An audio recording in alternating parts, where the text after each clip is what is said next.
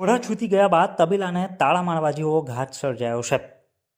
શું શેષ એન્વાયરો કંપનીએ પુરાવાનો નાશ કર્યો? બાદમાં તપાસ અર્થે જીપીસીબી પહોંચી હતી। શું જીપીસીબીના અધિકારીઓ કોઈના દબાણમાં શેષ એન્વાયરોને છાવડી રહ્યા છે? જેવા અનેક સવાલો પંથકના જાગૃત નાગરિકોમાંથી ઉઠી રહ્યા છે। સાયખા જીઆઈડીસીને જાણે પ્રદૂષણ ફેલાવવાનો પરવાનો આપી દેવાયો હોય તેમ લાગી રહ્યું છે, કારણ કે સાયખા જીઆઈડીસીની શેષ એન્વાયરોના માલિક દ્વારા કેમિકલયુક્ત પાણી જાહેરમાં છોડાઈ રહ્યું છે। ગત મોડી રાત્રે કંપનીમાંથી અંધારાનો લાભ લઈ કેમિકલયુક્ત પ્રવાહી બેફામ છોડવામાં આવતું હોવાના આક્ષેપ થઈ રહ્યા છે। આ અંગેના વિડીયો પુરાવા સ્થાનિક લોકો દ્વારા એકત્રિત કરાયા છે। કંપનીના બેજવાબદારી ભર્યા આ વર્તનને લઈને જીપીસીબીને ફરિયાદ કરવામાં આવી હતી।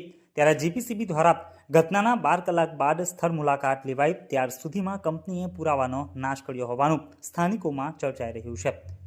જાણે જીપીસીબી કચેરી દ્વારા કંપનીને ખુલ્લો સમય આપવામાં આવ્યો હોય તેવા પણ આક્ષેપ કરાઈ રહ્યા છે। કંપની દ્વારા તેમના કારા કરતૂતોનો નાશ કરવામાં આવ્યો, ત્યારબાદ જીપીસીબીના અધિકારીઓ તપાસ અર્થે પહોંચ્યા હતા।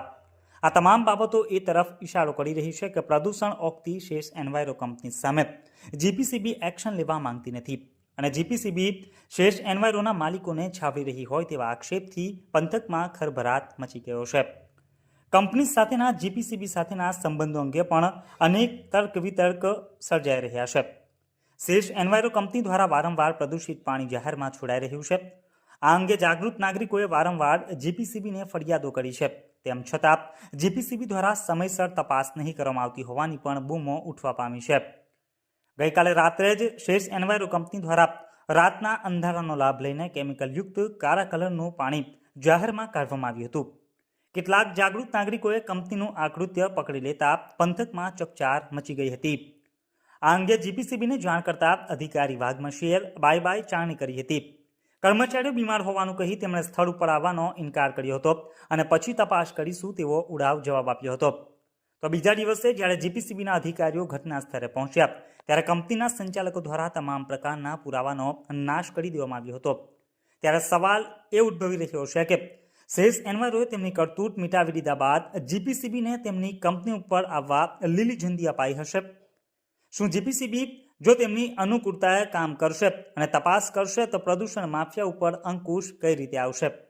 ભૂતકાળમાં પણ શેષ એન્વાયરો કંપની સામે થયેલી પ્રદૂષણની ફરિયાદોમાં જીપીસીબી તંત્ર કંપની માલિકો સામે નતમસ્તક થઈ ગયા હોય તેમ કોઈ જ કાર્યવાહી કરી રહી નથી।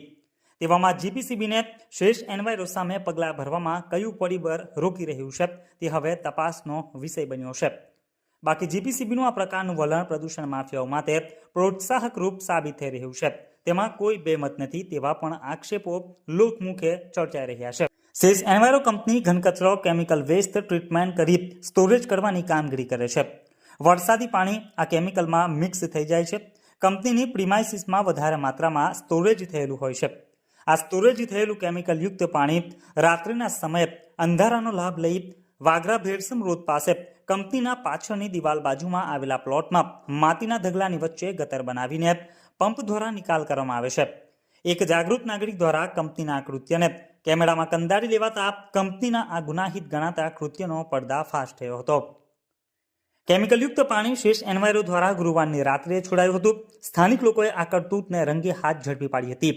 જ્યારે જીપીસીબીના અધિકારીઓ આ બાબતે ટેલિફોનિક જાણ કરવામાં આવી તો તેમણે એવો જવાબ આપ્યો હતો કે જીપીસીબીના 2 કર્મચારીઓ બીમાર છે અને સ્ટાફની પણ કમી છે, પરંતુ જે રીતે જીપીસીબી પર્યાવરણના દુશ્મનોને છાવરી રહી છે તેના ઉપરથી એમ લાગી રહ્યું છે કે માત્ર 2 કર્મચારીઓ જ નહીં, આખી જીપીસીબી જ બીમાર પડેલ હોય તેમ પંથકના જાગૃત નાગરિકે આક્ષેપ કર્યા હતા। કંપનીની આજુબાજુમાં આવેલ જગ્યાએથી માટીના નમૂના લઈને ન્યાયિક તપાસ થાય તો ઘણી બધી ગેરરીતિઓ સામે આવવાની સંભાવના રહેલી છે। વાગરા તાલુકાની સાયખા જીઆઈડીસીમાં આવેલ શેષ એન્વાયરો કંપની ઉપરાંત પ્રદૂષણ ફેલાવતી અન્ય કંપનીઓને લઈને વાગરાના ભેરસમ, જુનેદ, વિલાયત જેવા ગામોના લોકોના સ્વાસ્થ્ય સામે પણ ખતરો ઊભા થવા ઉપરાંત અન્ય જીવસૃષ્ટિ માટે પણ આ બાબત ભયંકરથી અતિ ભયંકર ખતરારૂપ ગણાય છે। કેમિકલયુક્ત પાણીથી ખેતીની જમીનો, પીવાના પાણી, પશુઓ, જળચર જીવો તેમજ માનવ શ્રેષ્ઠને ભારે નુકસાન થઈ શકે તેવી દહેશત હોય કંપનીઓની આ ગુનાહિત પ્રવૃત્તિ બંધ થવી જોઈએ તેવું પંથકના નાગરિકો ઈચ્છી રહ્યા છે।